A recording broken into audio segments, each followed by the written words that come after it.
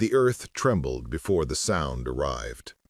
Hauptmann Klaus Richter felt it first through the soles of his worn boots, a vibration that traveled up through his legs and settled somewhere deep in his chest.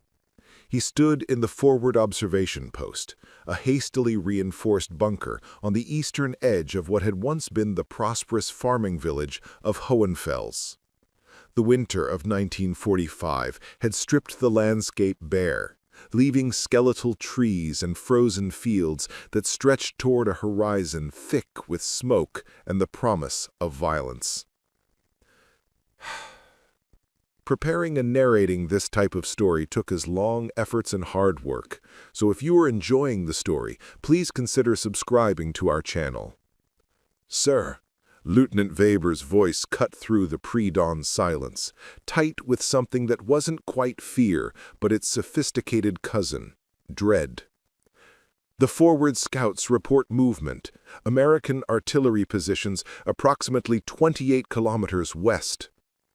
Klaus lowered his binoculars, the metal cold against his chapped skin. 28 kilometers. In the early days of the war, such a distance would have meant safety, a buffer zone where strategy could unfold with the measured pace of chess. But those days belonged to a different conflict, a different Germany, perhaps even a different world. 28 kilometers, Klaus repeated, his breath forming small clouds in the frigid air. They're still out of range of anything we have.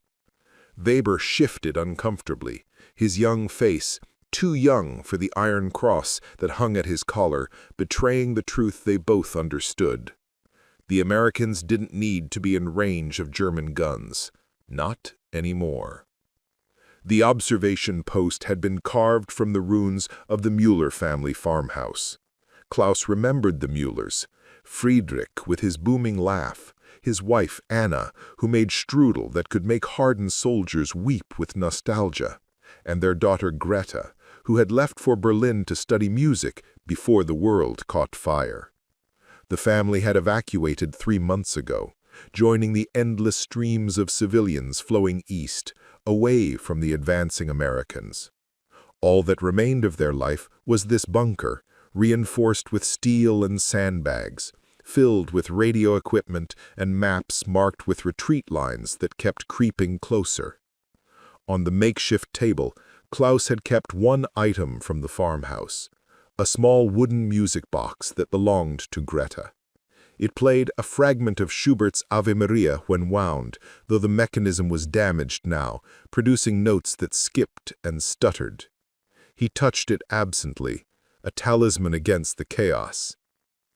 How many guns did the scouts identify? At least 12, possibly more. They're being positioned in a clearing near the ridge. The Americans aren't even trying to hide them anymore. Klaus understood why. When your artillery could strike targets from distances your enemy couldn't match, concealment became less critical than the psychological impact of being seen. The Americans wanted them to know what was coming. They wanted the German forces to count the guns, to calculate the mathematics of their own destruction, to feel the weight of technological superiority bearing down like the judgment of history itself. Obergefreiter Adler entered the bunker carrying a field telephone, its cable snaking back through the trench network. Heinrich was 38, old for his rank, a schoolteacher from Dresden who had been conscripted 2 years ago. He still carried a leather satchel containing a water-damaged copy of Goethe's Faust and photographs of students he would never teach again. The school had been destroyed in the February firebombing. "Sir, Division Command wants a status report," Heinrich said, setting the phone on the table near the music box. Klaus stared at the phone as if it were a serpent. Status reports had become exercises in careful language, ways of describing catastrophe without triggering panic or, worse, accusations of defeatism. How did one report that the fundamental equations of warfare had shifted, that the Americans possessed artillery pieces, these long toms as they called them, capable of reaching 25 kilometers with devastating accuracy, while the German forces struggled to return fire from their maximum range of 18 kilometers. "Tell them the situation is stable," Klaus finally said, and the lie tasted like copper in his mouth. The bunker's wooden support beams creaked in the wind, and Klaus found himself studying the marks carved into them, names, dates, prayers in half a dozen languages. This position had changed hands 3 times in the past year. Each occupying force left its desperate inscriptions, transformations of wood into a palimpsest of human hope against the machinery of annihilation. Weber had moved to the observation slit, his eye pressed to the narrow opening. "Sir, they're adjusting the angle on the 3rd gun from the left. I think they're preparing a ranging shot." Klaus joined him, both men crowding the small opening that offered a limited view of the western approaches. Through the morning mist he could see the American positions on the distant ridge. The long toms were massive, 35 feet of steel barrel mounted on carriages that required careful positioning. Even from this distance they looked less like weapons and more like instruments of geological change, devices meant to reshape landscapes rather than merely fight across them. "How long have we been holding this sector?" Heinrich asked quietly, not expecting an answer. Klaus knew the exact number: 47 days. 47 days of managing limited ammunition, of watching supplies dwindle, of receiving orders to hold positions that strategy had already abandoned. 47 days of writing letters to families who might never receive them, of watching boys become old men in the span of an artillery barrage. The bunker housed 6 men on rotation: Klaus, Weber, Heinrich, and 3 others who were currently trying to sleep in the dugout below. Gefreiter Otto Zimmermann, barely 19, who whistled constantly and kept a sketchpad where he drew imaginary cities made of light.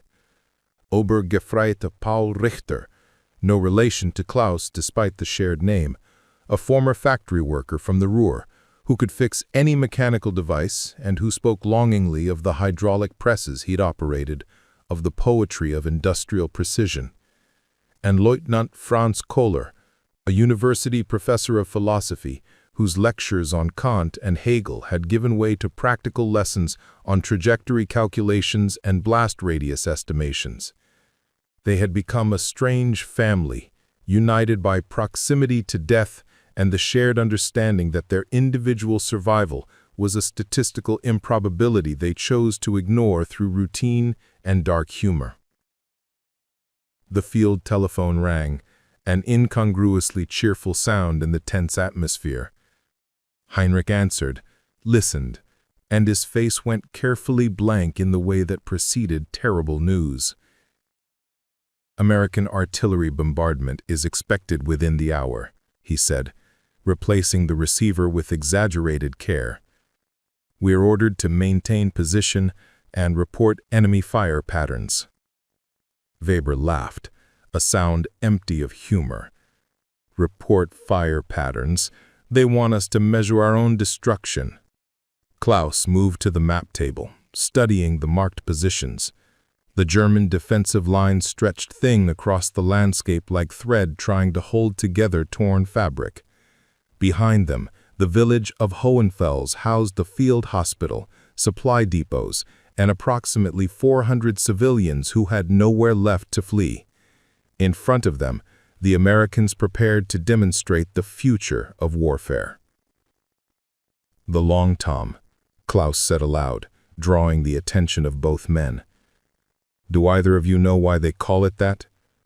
Weber shook his head. Heinrich offered, "Some American general's name, perhaps, or maybe it's simply descriptive, long range, long barrel." Klaus had heard different stories. Some said it referenced a famous outlaw, others a popular song. The truth probably mattered less than what the weapon represented: American industrial capacity, their ability to innovate and manufacture in quantities that transformed quality into overwhelming quantity. He wound the music box, and the broken melody of Ave Maria filled the bunker. The notes skipped and caught, but something of Schubert's beauty survived the damage. Heinrich closed his eyes, and for a moment they could all pretend they were somewhere else. A concert hall in Berlin, a church in Munich, any place where music meant celebration rather than farewell. The first shell arrived without warning. The sound came after the impact, a thunderous roar that seemed to originate from the earth itself. The bunker shook, dust and debris raining from the ceiling. Klaus grabbed the table as the ground lurched. The music box fell, its lid snapping shut on the interrupted melody. "That was close," Weber said, his voice steady despite the pallor of his face. "Maybe 500 meters north." Klaus was already moving to the radio. "All positions, report status." The responses came in quick succession. Minor damage to the northern trench. No casualties yet, but everyone could hear the unspoken acknowledgement. This was just the beginning. This was the Americans finding their range. The second shell landed closer, and Klaus felt the percussion in his lungs, a physical pressure that made breathing feel like work. Through the observation slit, he saw a plume of frozen earth and snow rise into the gray sky. And he understood with perfect clarity what was happening. The Americans were walking their fire toward the observation post, methodical and unhurried. They had time. They had ammunition. They had 25 kilometers of reach, and all the patience of the certain victor. "Sir," Heinrich's voice was carefully controlled. "Division reports that American artillery is targeting command and observation posts specifically. They have extremely good intelligence." Of course they did. Aerial reconnaissance, intercepted communications, possibly spies among the refugee columns. The Americans could see the battlefield with a clarity that rendered traditional concealment nearly useless. They knew where every command post sat, where every ammunition dump waited, where every desperate defensive position tried to hold back the inevitable. Otto emerged from the dugout below, his hair disheveled, his sketchpad clutched to his chest. "Is it starting?" Klaus nodded. "Get everyone to their positions. We need accurate reports on shell impact, timing between volleys, anything that might help the artillery calculate counter-battery fire." Even as he said it, Klaus knew the futility. Counter-battery fire required knowing where the enemy guns were positioned, which they did, and being able to reach them, which they couldn't. The Americans had created a zone of invulnerability through simple mathematics. Their guns could hit German positions, but German guns could not return fire. It was less a battle than an execution, drawn out for maximum psychological impact. Paul and Franz emerged behind Otto, both men moving with the economy of motion that came from too many near misses. Franz still wore his reading glasses, and Klaus realized the professor had been studying in the dugout, maintaining his scholarly habits even as the world collapsed. "Gentlemen," Klaus said, gathering them with a gesture, "the Americans are demonstrating their long toms. We have orders to observe and report, which is a polite way of saying we're bait. The village needs evacuation, but we're to hold this position to give them time." Otto's hand moved unconsciously, as if sketching invisible lines in the air. Paul cracked his knuckles, a nervous habit. Franz simply nodded, his philosopher's mind probably already working through the ethical implications of their sacrifice. The third shell hit the trench line to their east, and they felt it through the floor, a shudder that seemed to emanate from the planet's core. Heinrich picked up the music box, examining the damage. The lid was cracked, but when he wound it carefully, the mechanism still functioned, still produced those broken notes. "It keeps playing," he said, and there was wonder in his voice, as if this small miracle mattered more than the tonnage of explosives being calibrated to erase them. Klaus looked at his men, these soldiers who had become his responsibility and somehow his family. Weber with his iron cross and his fear that he tried to bury under protocol. Heinrich with his Gotha and his memories of students who would stay forever young. Otto and his imaginary cities. Paul and his hydraulic presses. Franz and his philosophy that struggled to explain suffering on this scale. And Klaus himself, 34 years old, who had studied architecture in Berlin, who had once dreamed of building soaring structures that would define skylines. Now his constructions were bunkers and defensive positions, buildings meant to be destroyed, architecture that served only to delay death by minutes or hours. "The thing about the long tom," Klaus said, his voice cutting through the sound of a distant explosion, "is that it changes everything. Not just the tactical situation, but the nature of the fight itself. When one side can strike with impunity, when distance no longer offers protection, warfare stops being about courage or skill. It becomes about capacity. Who can produce more, reach farther, outlast longer?" "Progress," Franz said quietly, and the word carried layers of irony. The field telephone rang again. Heinrich answered, listened, and his expression shifted through several emotions before settling on resignation. "American forward observers have been spotted. They're directing fire. The bombardment is about to intensify." Klaus moved to the observation slit one last time, watching the western ridge where the long toms waited. He could see movement now, small figures adjusting trajectories, loading shells that weighed nearly 100 pounds each.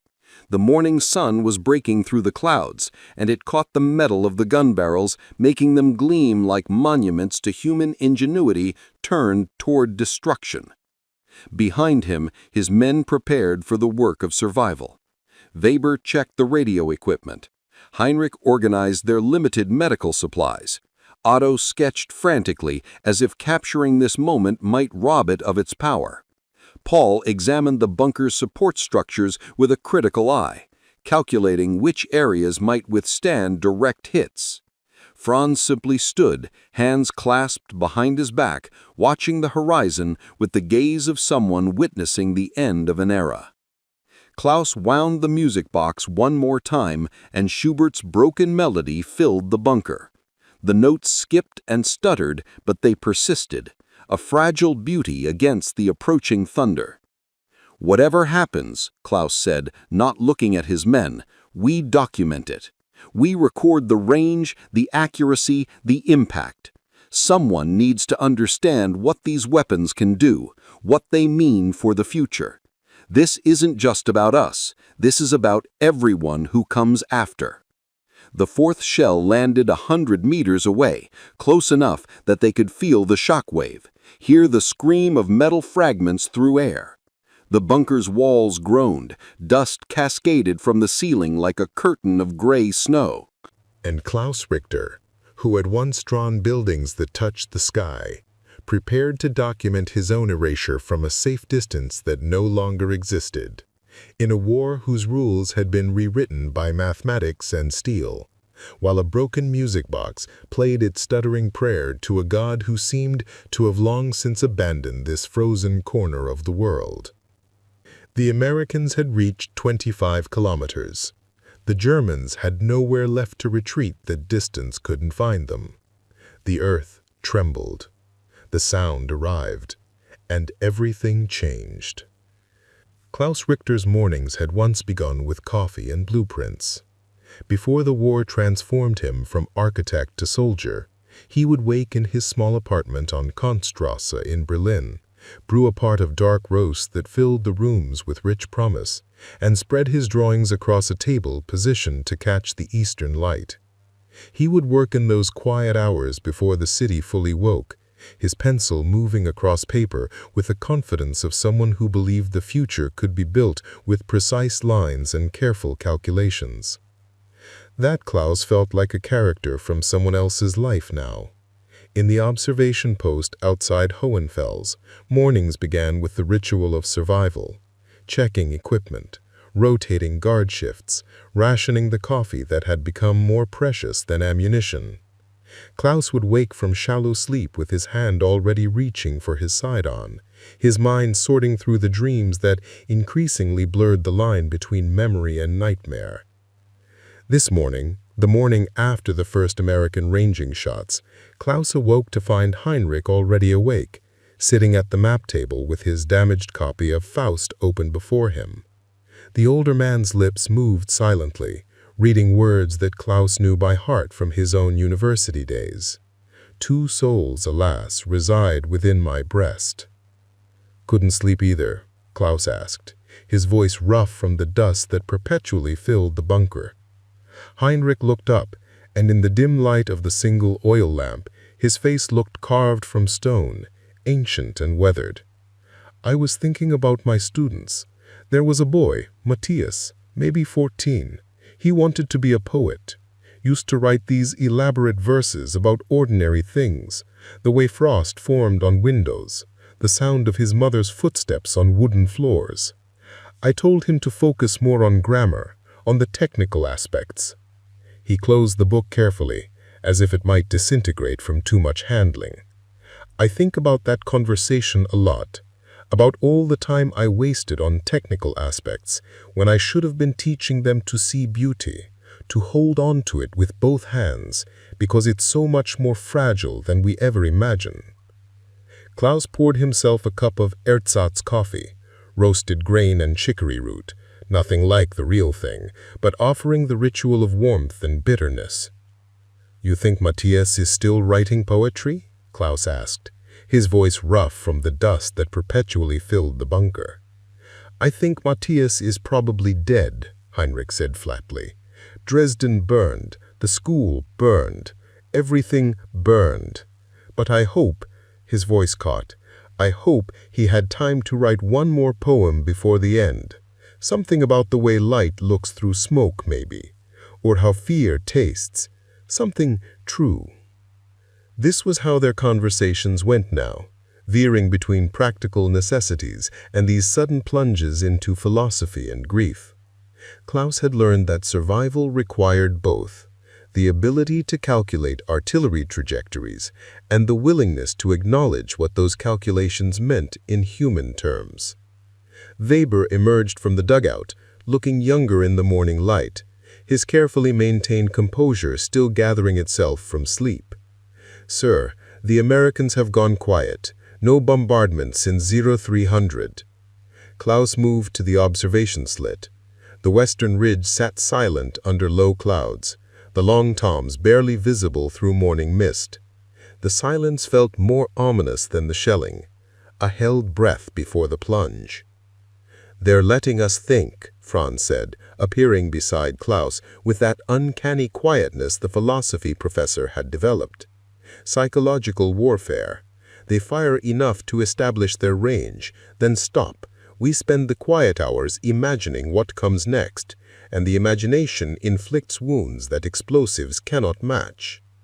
"Always the philosopher," Paul said, but his tone held affection rather than mockery. The factory worker had his toolkit spread across a corner of the bunker, maintaining weapons with the same care he'd once given to industrial machinery. "I've been thinking about those guns all night. The engineering is remarkable. The barrel length, the recoil system, the precision required to hit targets at that range. It's beautiful in its way." "Beautiful," Otto repeated, his pencil already moving across his sketchpad. Klaus glanced over and saw the young soldier drawing mechanical flowers, pistols made of gun barrels, petals of metal fragments, roots that dug into earth rendered as a cross-section of trenches and bunkers. "Everything beautiful gets turned into weapons, or everything weapons get turned beautiful. I can't tell which anymore."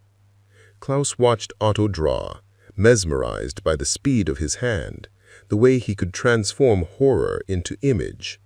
The boy had been studying art in Munich when conscription found him. He'd shown Klaus a self-portrait once, done before the war. A young man with clear eyes and a smile that suggested the universe held more wonders than terrors. That person no longer existed in Otto's face, but something of him survived in these sketches, in this compulsive need to document their reality through line and shadow.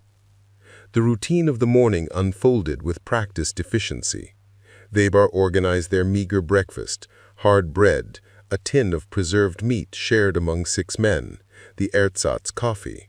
Heinrich checked the radio frequencies, listening for the coded transmissions that increasingly spoke of retreat disguised as tactical repositioning.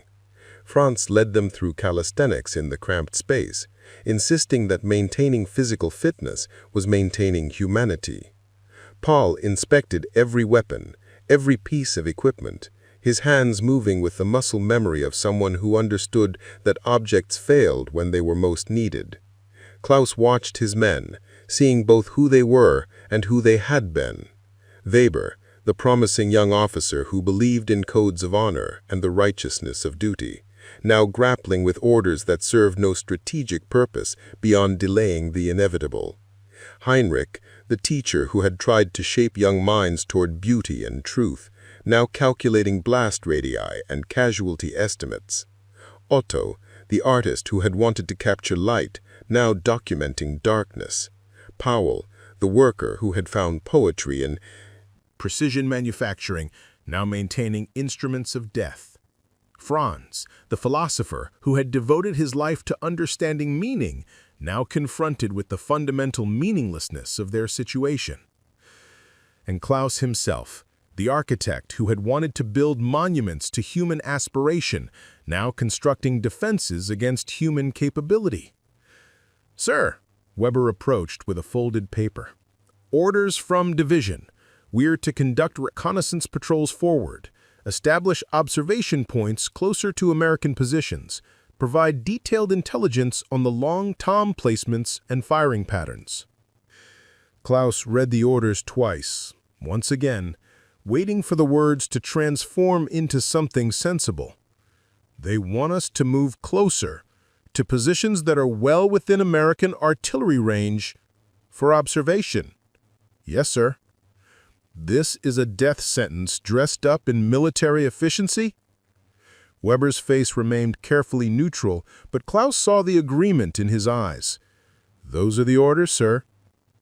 Klaus set the paper down beside the music box, that small wooden talisman of another life. He thought of Greta Muller, who had played piano in Berlin concert halls while Klaus drafted his buildings. They had met at a cafe near the university, bonded over their shared belief that art and architecture were humanity's best argument against entropy. She had played Schubert for him once, in a small practice room, her fingers finding beauty in the keys while he sketched impossible towers in his notebook. The music box had been hers, a gift from her father. Klaus had found it in the rubble of the farmhouse, its mechanism damaged but functional, still capable of producing those broken notes. He had kept it as a reminder that beauty persisted even when fractured, that the impulse to create survived the machinery of destruction. "We'll need volunteers," Klaus said finally. 3 men for the patrol. I'll lead." "Sir, protocol suggests..." "Protocol suggests a lot of things that don't align with reality, Weber. I won't order men to do something I'm unwilling to do myself." Heinrich stood immediately. "I'll go." I have what? A future? Family waiting? Unfinished business?" Heinrich's laugh was gentle, almost kind. "Klaus, I'm a school teacher whose school no longer exists, teaching students who are probably dead. If I die gathering intelligence that might save the village, that might give those civilians a few more hours to evacuate, then at least it means something." Otto raised his hand like a student seeking permission to speak. "I'll go too. Someone should draw what we see. Someone should document it." Klaus wanted to refuse, wanted to protect this boy who still drew imaginary cities of light. But he saw the determination in Otto's face. The young soldier needed this, needed to contribute something beyond survival, to create meaning from meaninglessness. Paul, you'll remain here with Weber and Franz. Maintain the post. Keep the radio active. If we don't return by nightfall, you'll return, Paul interrupted, his factory worker's hands performing final checks on Klaus's rifle. Because you're stubborn, and because someone needs to make sure these idiots keep this bunker standing. Franz approached, his philosopher's eyes searching Klaus's face. Memento mori, he said quietly. Remember death. The Romans used to whisper it to generals in triumph parades, a reminder that glory was temporary. But I think they had it wrong. The point isn't to remember death. We're surrounded by it, drowning in it. The point is to remember life, even here, especially here. Klaus gripped Franz's shoulder, unable to find words adequate to the moment. They had spent long nights in this bunker, discussing Kant's categorical imperative, Hegel's dialectics, Schopenhauer's pessimism. Franz had tried to construct philosophical frameworks that could accommodate their reality, and each framework had crumbled under the weight of what they witnessed daily. But the man himself hadn't crumbled. He persisted in asking questions, even when answers had fled the world. The patrol prepared with mechanical efficiency, weapons checked, maps memorized, objectives clarified. They would move north along the tree line, approaching to within 15 kilometers of the American positions if possible, close enough to observe without being immediately detected, close enough to document the long toms and their capabilities, close enough to die with useful information if death found them. Klaus wound the music box one last time before leaving. The broken melody filled the bunker, Schubert's Ave Maria stuttering through damaged gears but still recognizable, still beautiful in its imperfection.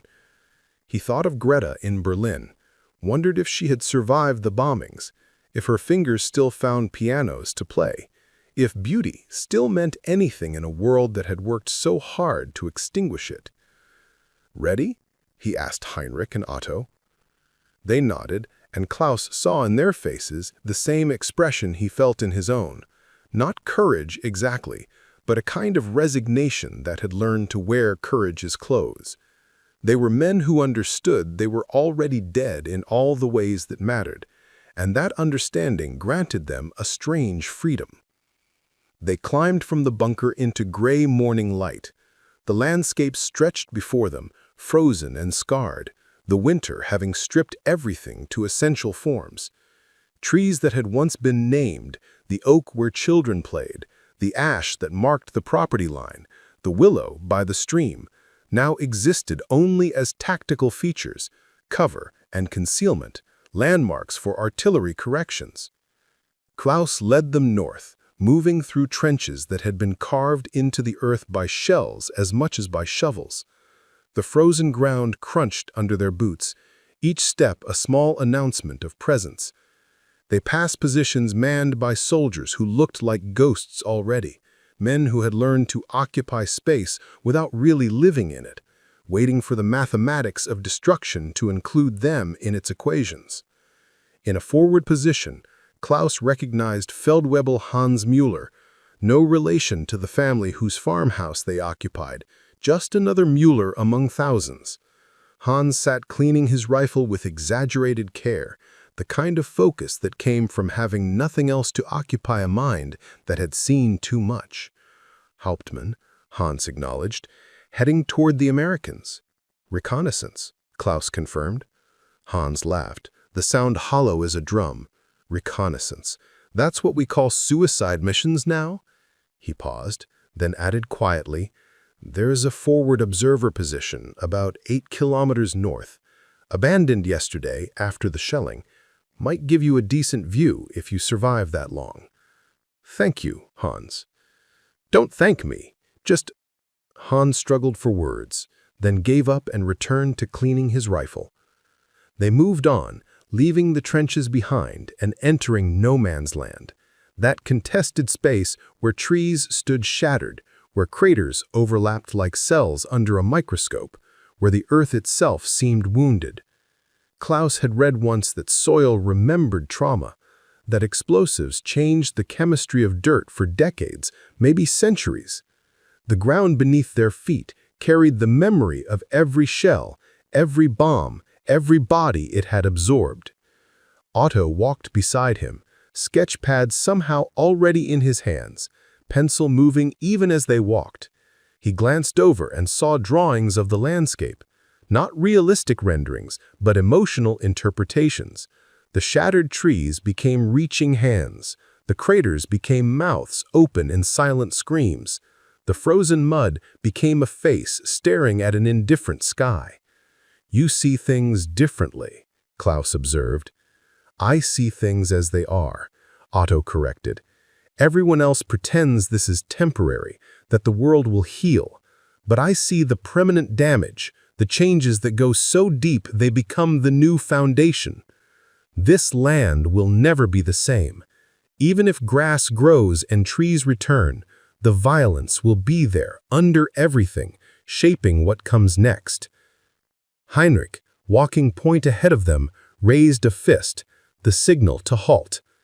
They dropped into cover behind a fallen tree, its trunk thick enough to stop small arms fire, but useless against artillery. Klaus moved up beside Heinrich, following his gaze. In the distance, perhaps 6 kilometers away, the American positions were visible. The long toms sat on their carriages, massive and patient, barrels angled toward German lines. Klaus could see the crews moving around them, small figures performing the choreography of destruction, loading shells, adjusting trajectories, preparing for the next demonstration of reach. The abandoned observation post Hans mentioned should be another 2 kilometers north. We could see everything from there, Heinrich whispered. Klaus nodded, but something in the scene ahead troubled him. The Americans were being too obvious, too visible. They had demonstrated their technological superiority yesterday. Why be so exposed now? "It's a trap," Otto said, his artist's eye seeing patterns others might miss. "Look at the spacing between the guns. They're arranged to create a kill zone. They want us to get closer." Klaus studied the positions again and saw what Otto meant. The long toms formed a semicircle, their fields of fire overlapping in a way that would eliminate any covered approach. Forward observers, German scouts trying to get close, would be channeled into specific routes, all of which terminated in blast radii calculated with American precision. "They know we need intelligence," Klaus said slowly, understanding crystallizing. "They know we'll send scouts, so they're turning reconnaissance itself into a weapon. Every patrol we send, every observation post we man, becomes another opportunity for them to demonstrate their range." "So, we go back?" Heinrich asked. Klaus thought of the orders in his pocket, of Weber's carefully neutral face delivering them, of the civilians in Hohenfels who needed time to evacuate. "No, we find another way." They circled west, moving parallel to the American positions rather than directly toward them. The terrain became rougher, forcing them to navigate through a small forest, or what remained of one. Shells had turned ancient trees into splinters, creating a nightmare landscape of jagged wood and exposed roots. They moved slowly, carefully, each step placed with the awareness that sounds carried differently in destroyed forests, that stillness itself could betray presence. It was Otto who found the alternative observation point, a small rise that had been terraced for farming in better days. The terraces provided natural cover, and a collapsed barn offered concealment. From here, they could see the American positions at an angle, could count the guns, could observe the logistics of their operation without entering the obvious kill zone. They settled into position, Klaus using his binoculars to study every detail while Otto sketched and Heinrich took notes. The long toms were being serviced, crews working with the efficiency of practice. Klaus watched the loading process, the way shells were hoisted into place, the adjustments made to barrels and carriages. Each gun could fire approximately 40 rounds per hour at maximum. With 12 guns, that meant nearly 500 shells could rain down on German positions every hour if the Americans chose full-intensity bombardment. "It's not just the range," Klaus said, thinking aloud. "It's the sustainability. They have the ammunition, the logistics, the support systems. We have weeks of supplies if we're lucky, days if we're realistic. They can outlast us by simply existing." Heinrich was writing equations in his notebook, calculating rates of fire and coverage areas. The teacher had become a mathematician of destruction. His pedagogical precision turned toward understanding the mechanics of defeat. "If they maintain even half this rate of fire, they can neutralize our entire defensive line in 72 hours, less if they concentrate fire." "They won't need to," Otto said, still sketching. He had captured the long toms in his drawing, but they looked like abstract sculptures, monuments to human ingenuity and human folly erected simultaneously. "Fear will do half the work. Soldiers who know they can't fight back, who understand that distance no longer protects them, they'll break before the shells arrive." Klaus wanted to argue, wanted to summon speeches about duty and courage, but he knew Otto was right. Morale was eroding faster than positions. Men could face death if they believed their sacrifice mattered, but there was no nobility in being erased by mathematics, no honor in defeat through technological obsolescence. They observed for 3 hours, documenting everything. Klaus noted troop movements, supply routes, command structures. Otto drew technical diagrams alongside his more interpretive work, capturing details about gun maintenance and firing sequences. Klaus compiled statistics, building a comprehensive picture of American capabilities. It was as they prepared to leave that Klaus saw something that made him signal for absolute stillness. A lone American soldier had separated from the main group, walking toward a small grove of trees at the edge of the American position. Even at this distance, Klaus could read the body language, someone seeking a moment of privacy, of solitude away from the machinery and the men. The American sat beneath one of the few intact trees, and Klaus watched the soldier, couldn't have been more than 20, unfold what looked like